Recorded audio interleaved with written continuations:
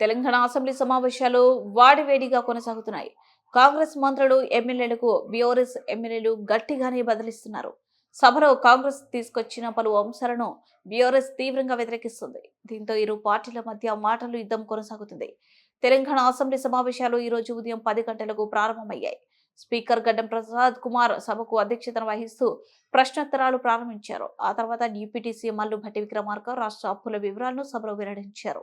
ఆయన ప్రకారం 2024 నవంబర్ నాటికి ప్రభుత్వం గ్యారంటీ ఇచ్చిన రుణాలు మొత్తం 51,200 కోట్లు అని తెలిపారు. అయితే భట్టి విక్రమార్క వ్యాఖ్యలపై మాజీ మంత్రి హరీష్ రావు తీవ్రంగా స్పందించారు. అప్పులపై ప్రభుత్వం సరైన సమాచారం లేకుండా నోటికొచ్చినట్లు మాట్లాడుతుంటూ ఆయన విమర్శలు గుప్పించారు. రాష్ట్రాన్ని 7 లక్షల కోట్ల అప్పు ఉందని వస్తున్న కథనాలు పూర్తిగా అసత్యమని చెప్పారు. ఈ విషయంలో తాను సవాల్ విసురుతున్నానని హరీష్ రావు స్పష్టం చేశారు. సభలో ఈ అంశంపై ఆసక్తికర చర్చలు జరిగాయి. రాబోయే రోజుల్లో దీనిపై మరింత వివరణ వచ్చే అవకాశం ఉంది. లేనప్పుడు మంత్రి గారు సీట్లో లేనటువంటి మొదటి సందర్భం ఈరోజు 21 సంవత్సరాల చరిత్రలో చూశారు. కొన్ని సందర్భాల్లో ఏదైనా ప్రత్యేకమైన కారణం వల్ల సభ్యుడు రాకపోతే మంత్రి గారికి ఏదైనా అర్జెంట్ ఉంటే ఇన్ఫార్మ్ చేస్తారు, క్వశ్చన్ పోస్ట్పోన్ చేసి తర్వాత తీసుకుంటారు. బట్ వెన్ స్పీకర్ కాల్స్ తప్పకుండా మినిస్టర్ గారు అక్కడ ఉన్న సందర్భం ఉంది. అయినా సభ గౌరవాన్ని, హుందాతనాన్ని దృష్టిలో పెట్టుకొని నేను వదిలేస్తున్నా. అధ్యక్ష, ఈరోజు గౌరవనీయులు భట్టి విక్రమార్క గారు, గౌరవనీయులు ఉప ముఖ్యమంత్రి భట్టి విక్రమార్క గారు నేను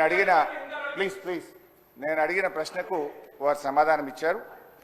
రాష్ట్ర ప్రభుత్వం ఎఫ్ఆర్బిఎం కింద తీసుకున్న అప్పులు 51,277 కోట్లని చెప్పారు.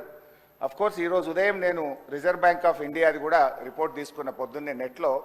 ఈరోజు కలిపితే ఇంకో 3,000 కోట్లు పెరిగింది. ఆల్రెడీ ఇంతకుముందే 2003వ తారీఖు 5వ తారీఖు తీసుకున్నారు. ఇవాళతో కలిపితే ఇంకో 1000 పెరిగింది. 55,277 కోట్లు ఎఫ్ఆర్బిఎం కింద తీసుకున్నారు. కార్పొరేషన్ గ్యారంటీల కింద 61,991 కోట్లు తీసుకున్నారు. 10,099 కోట్లు గ్యారంటీ లేకుండా తీసుకున్నారు. మొత్తంగా కాంగ్రెస్ పార్టీ ఏడాది పాలనలో చేసిన అప్పు ఎంత అంటే 1,27,208 కోట్లు.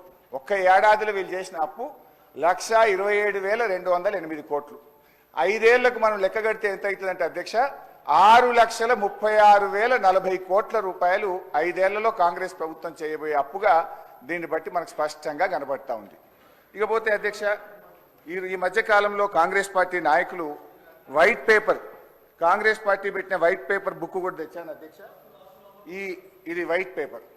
అదేవిధంగా భట్టి విక్రమార్క గారు ఈ సభలో పెట్టిన పేపర్. దీని ఆధారంగా నేను పోయినసారి బడ్జెట్ సమావేశాల్లో కూడా చాలా స్పష్టంగా చెప్పాను.